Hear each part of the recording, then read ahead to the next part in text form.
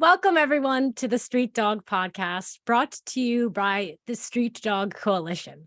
We are an international nonprofit caring for lives on both ends of the leash. We provide free medical care and related services to pets of people experiencing or at risk of homelessness. I am your host, Daria Tavana, and I'm also the Director of Development at the Street Dog Coalition.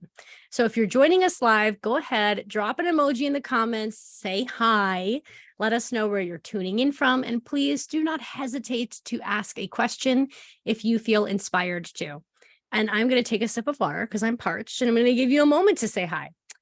Well, hello, everyone. I'm Dr. Hilary Wheeler. I'm the medical director of the Street Dog Coalition, and I have been volunteering as a team lead since June of 2020. So I still get to do that, which is the best. So we host clinics all throughout the Bay Area, usually once a month. Today I am here at my other day job at the veterinary hospital and getting to spend some time with one of my favorite people and one of my favorite organizations. So I'm excited to be here. Yay! Thank you so much, Hilary. To be one of Hilary's favorite people makes me, that's it. I can sign off now. That's all I needed. And we're out. And we're out. No, Hilary, honestly, it's really, I'm so glad that you're here today. And I want everyone to know that if you're tuning in live on Facebook, it's great to have you here. We appreciate your support. We love connecting with you in this way. And if you're listening on Spotify, Apple Podcasts, or YouTube, please make sure that you're following the Street Dog Coalition on Facebook so you can tune in live, because that will give you an opportunity to engage with us in real time. And on today's episode, before I dive into all these questions that we have for Hilary, I want to give Hilary, because she's so humble, I want to give her the introduction that she deserves. So, of course, we have Dr. Hilary Wheeler with me here today. And Hilary is the Street Dog Coalition's medical director and Bay Area team lead. So practicing in the San Francisco Bay Area since 1998, Hilary's focus is on improving animal healthcare options with an emphasis on wellness, pain management, and strengthening the human-animal bond, which we love so much. Now, Hilary received a BA in biology from UC Santa Barbara and a doctorate of veterinary medicine, which I have to say like that, from Tufts University, which gets me really excited because it's such an amazing school, of veterinary medicine. So she completed her IVAS certification in veterinary acupuncture in 2006 as well. In 2016, she became a certified canine rehabilitation therapist. And Hilary also talks about this all the time. She has a full house. She is married with 2 teens, 2 rescued dogs, and 2 rescued cats. And despite her busy schedule, she loves volunteering in the community and working closely with rescue groups such as the Dancing Cat, I love that name, and the Humane Society of Silicon Valley. So welcome back officially to the podcast, Hilary. Yay! Thank you. And I should add, there's a bunny in the mix at home too, because really? I am an epic foster failure. Any animal that comes my way, I say, sure, we'll foster her. And then 6 years later. Right. 6 years later, they're officially a wheeler. Yeah. No, yes. I totally hear you. The luckiest bunny in the world. Hilary, thank you so much for joining me today. I know that in the past and of course in the future, you're going to be my co-host here on this pod.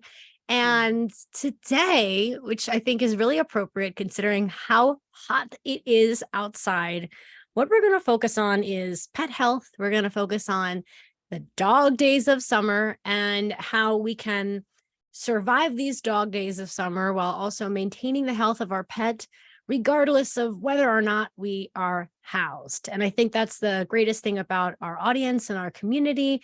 Some individuals that tune in are housed and other individuals are not housed. So what a beautiful way to, I think, kind of bridge that gap and give people a bit of advice regardless of their housing status. So are you ready to dive in, Hilary? I am ready. Awesome. Woo! I don't know why I have this game show host voice happening. as if I I'm love it. about I to feel be like like, I'm going to win a prize.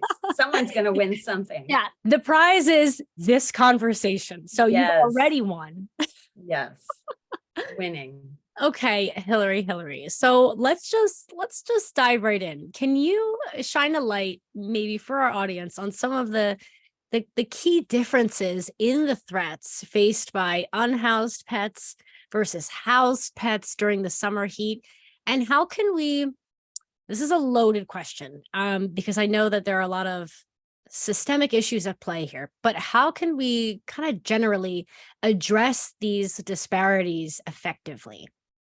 Yeah. Well, I think you just nailed it in that it's something when we experience high heat temperatures, we all feel it. We all struggle with that. And that means those of us who are in homes with air conditioning, those of us in temporary housing that may or may not have air conditioning, those of us who are unhoused.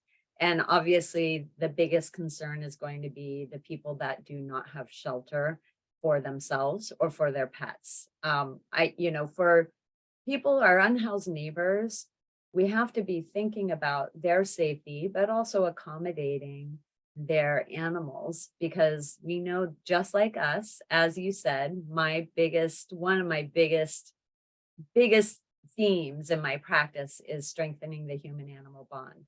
So recognizing that we can't look at one issue and just say we're providing cooling centers for people without also inviting their animal friends to join them. So I think starting with the basics and places that do offer that, having cooling centers, having areas where there is air conditioning, there's fresh water, there's shelter, letting those pets come in with those people. And that's key because none of us would ever leave our pets behind and let them suffer from whatever the elements may be.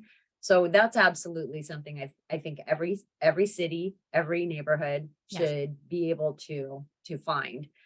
For those people who don't have access to that, which transportation, as we know, can also be an issue. You may have those services that you just can't get to.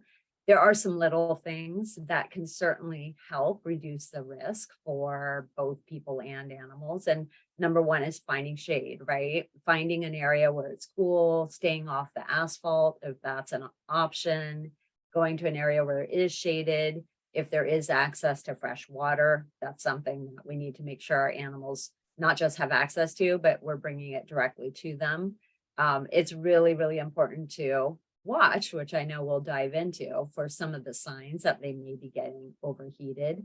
But there are protective measures. Even you think about you take your dog out and go for a walk, their little feet can get burnt just walking on those hot surfaces. So we can go into that a little bit more, but there are some things you can do to protect their pads and protect them. But fresh water, shade, those are kind of the key things. If there is any source of ventilation, whether it's a fan, getting into an area where it's breezy, tents can be really hot this time of year. So making sure if it's possible to have an area where there's a little bit of a breeze or air circulation, that certainly can help too.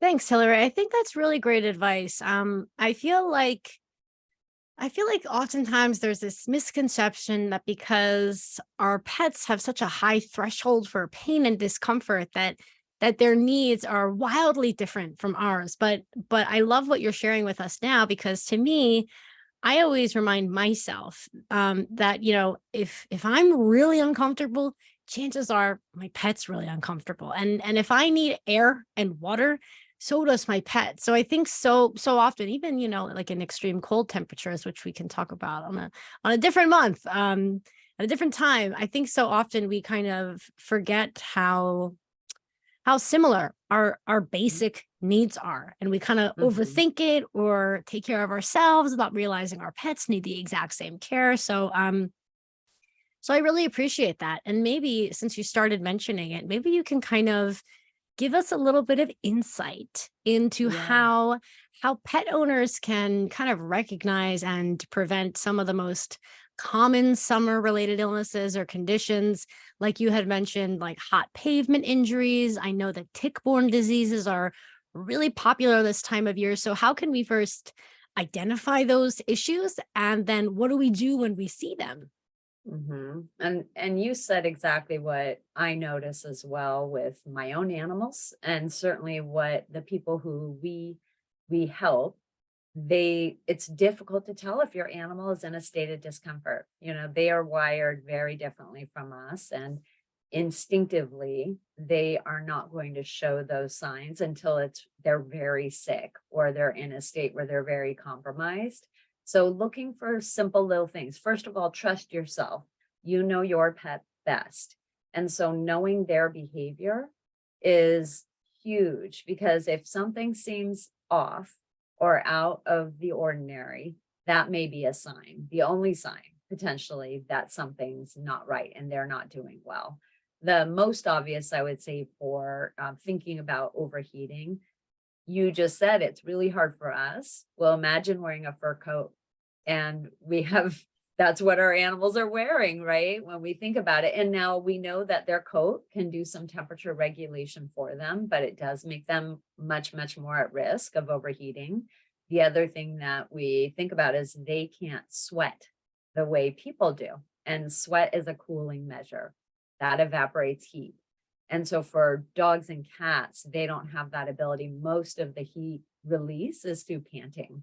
So if you have a cat, but many of our unhoused neighbors, as we know, have kitties that are their companions and love that life that they're living together. But we know cats can also be very susceptible to overheating, and you should really never see your cat panting as a dog might, because that can be a sign that they're very stressed and overheated.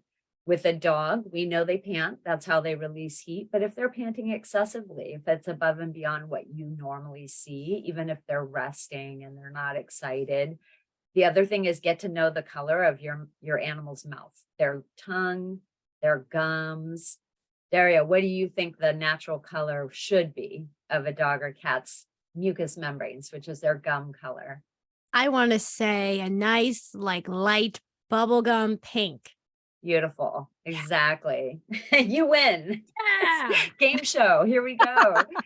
So exactly, you want it to be pink, and you also think about it should be very almost wet to the touch, not Mm. really dry and sticky. So if you were to lift up their lip and just push, you should see it turns white and then it goes right back to pink pretty quickly, and everything looks nice and moist on the tongue and on the gums.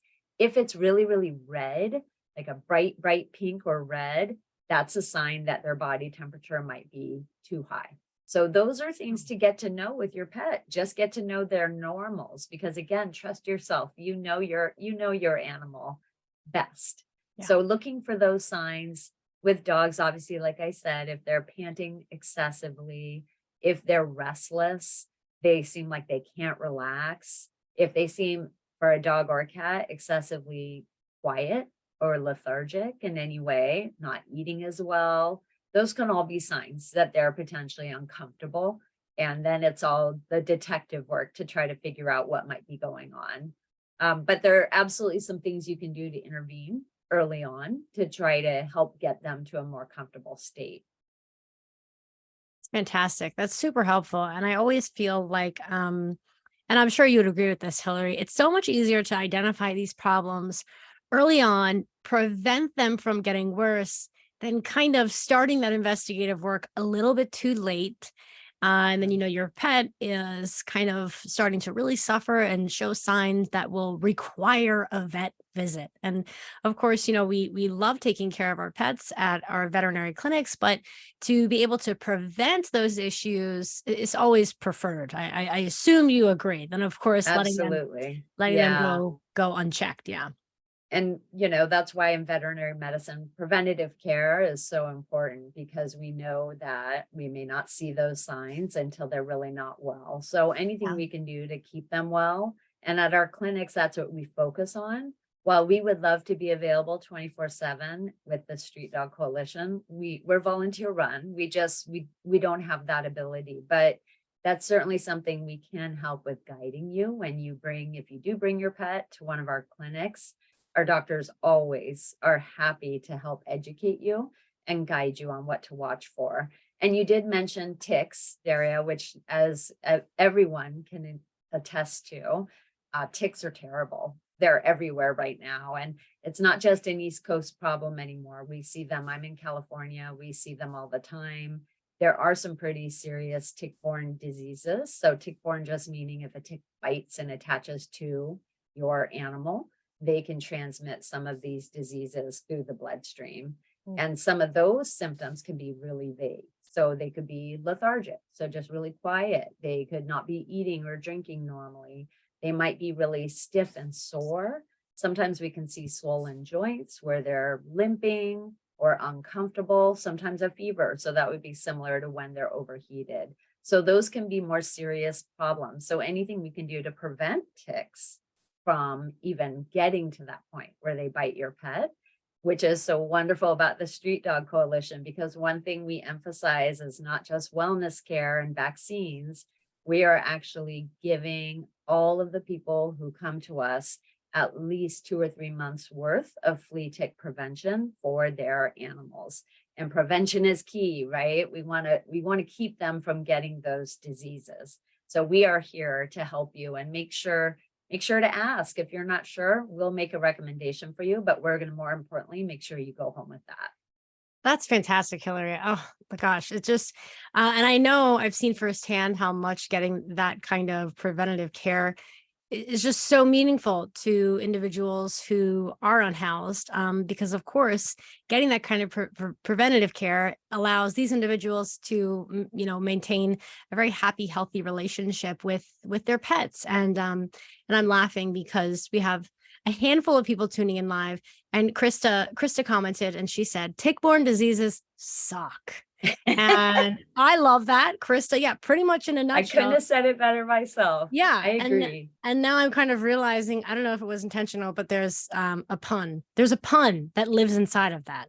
Yeah, they do suck. They Uh, do. they do suck. True.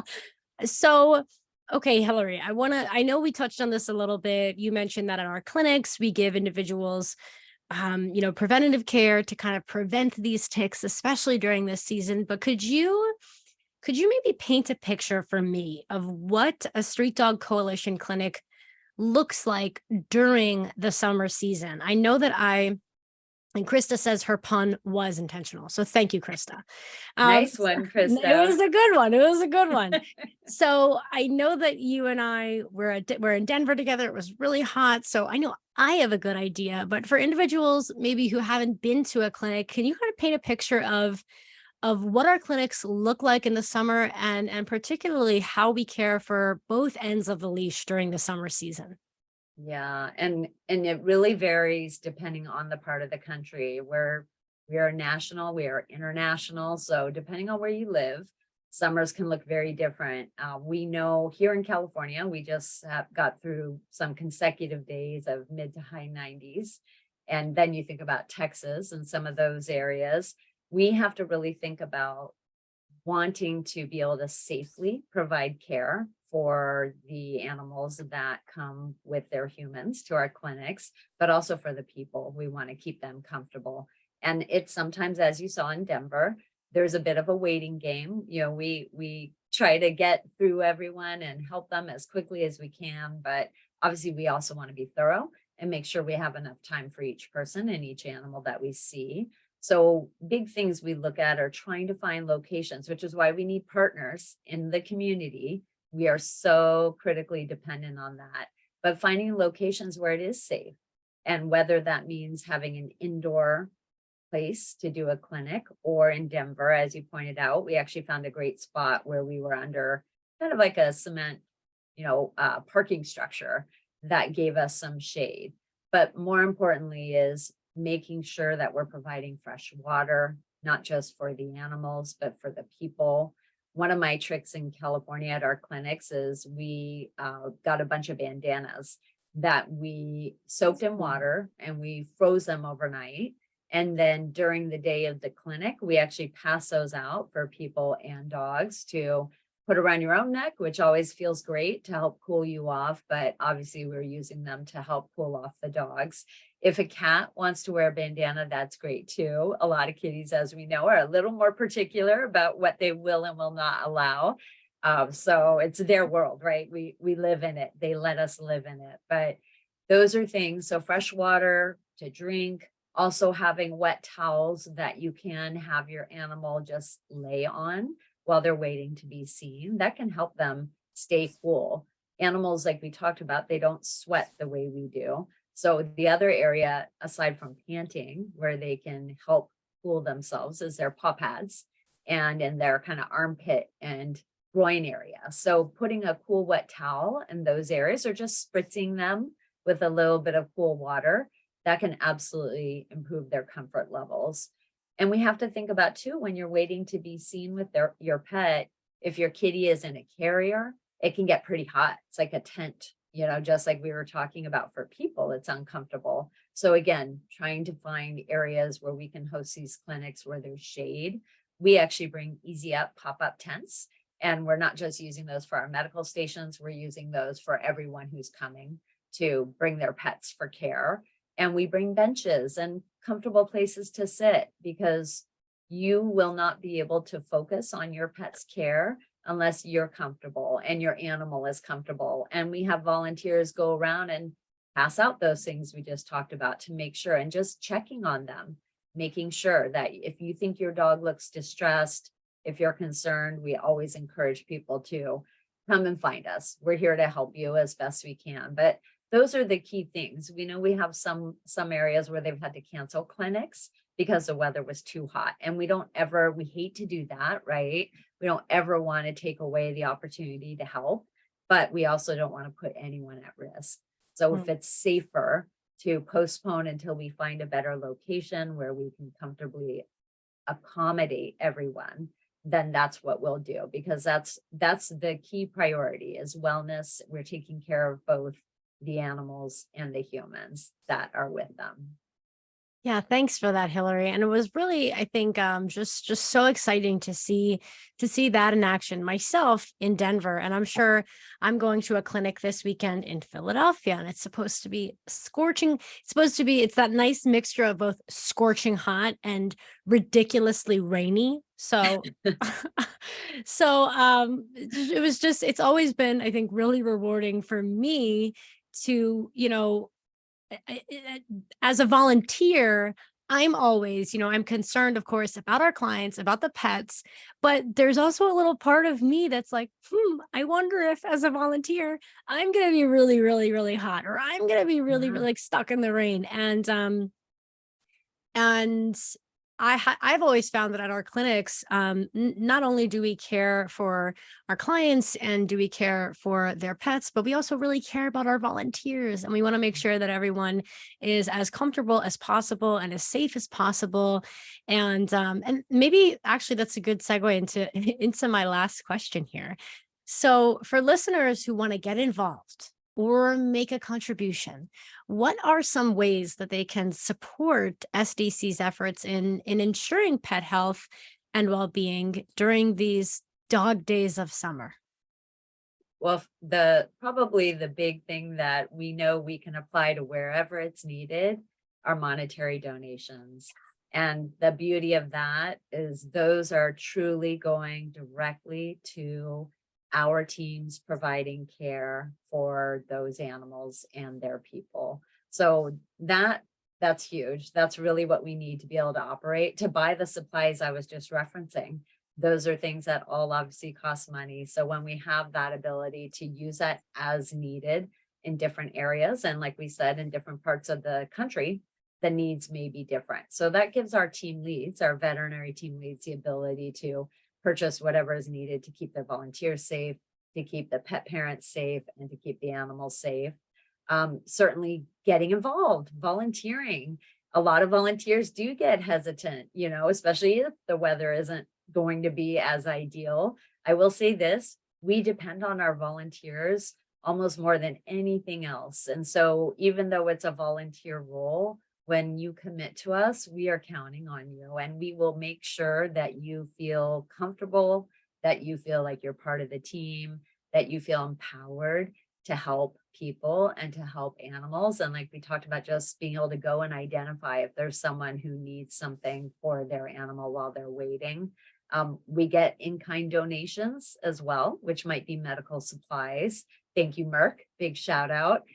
Thank you, Western Veterinary Partners, for the monetary donations and some of the extras that we were able to help get us through, including food at the clinic in Denver. I know from my clinics in California, I try to always bring food for our volunteers and for the people coming to the clinics, and making sure there's water, making sure there are all those things, and food meaning for people and for animals. That's huge. Hills actually provided a tremendous amount of pet food for the animals that came in Denver, which was great.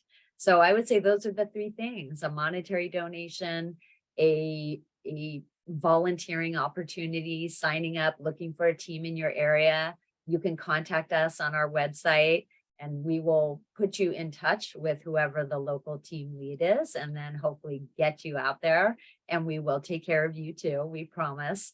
And then even just in-kind donations. So I had a client last year who donated a bunch of tents. That was amazing. We've done backpack drives. We, whether it's winter or summer, we will try to get supplies that we know can be beneficial. And one little fun thing that one of my clients thought about was actually little paw coverings, little booties. And so we talked about hot pavement. That's a great way for your dog to help protect their feet. So little things like that make all the difference. That's fantastic, Hilary. And I have to say, and you really laid it all out on the line there. I really appreciate you reminding people that they can make a donation to support our efforts. I actually knew someone just a couple of months ago who, it was a very, very hot day in the early summer. This individual had seen an unhoused person on the street with an animal, and they got that individual some cold water and some food, and they felt really good about the change they made in that moment. But they also wanted to kind of go that extra mile. So they ended up connecting with us online, and now they are a recurring donor. They've joined our Wonderful. monthly donor club. So I think it's really exciting to not only be out there. I know a lot of people kind of go around and give cold water to people who are experiencing homelessness, whether or not they have a pet. I think that it's really exciting to make that kind of immediate change in someone's life.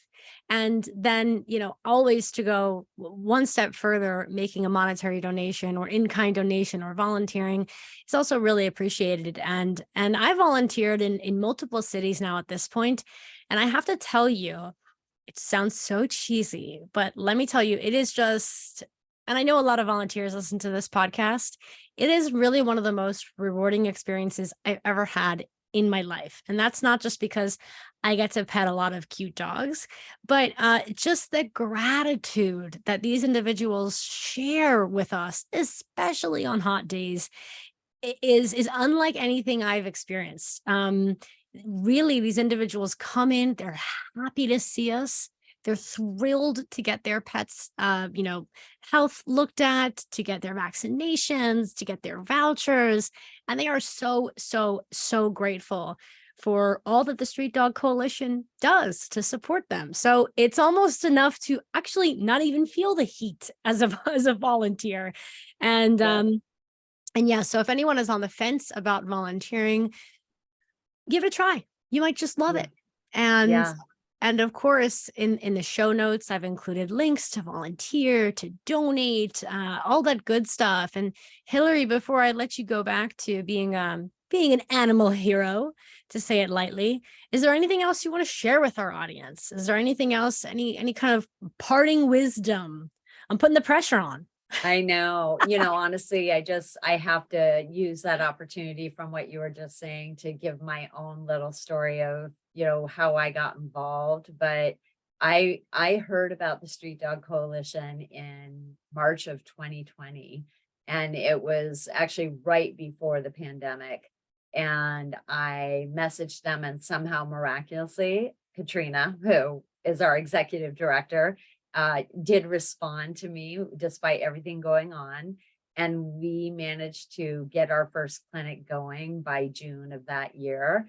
and I didn't know what to expect. I had no idea if I would be sad or if I would feel like I couldn't help enough animals or people. And honestly, it was exactly what you said, just that feeling of I'm making a difference in someone's life and just that degree of gratitude. And I think that was when I coined my term helping high. I always feel a little selfish because I get so much out of being out there and helping those who need us the most that I almost feel bad that I get that high, and I feel that joy Oh yeah. inside from the gratitude, and that's infectious, and they'll go once and they'll keep coming back. And you don't have to be a veterinarian, you don't have to even work in the animal field, because we just talked about all the different ways volunteers can make an impact. So absolutely, I encourage you, see if there's a team in your area.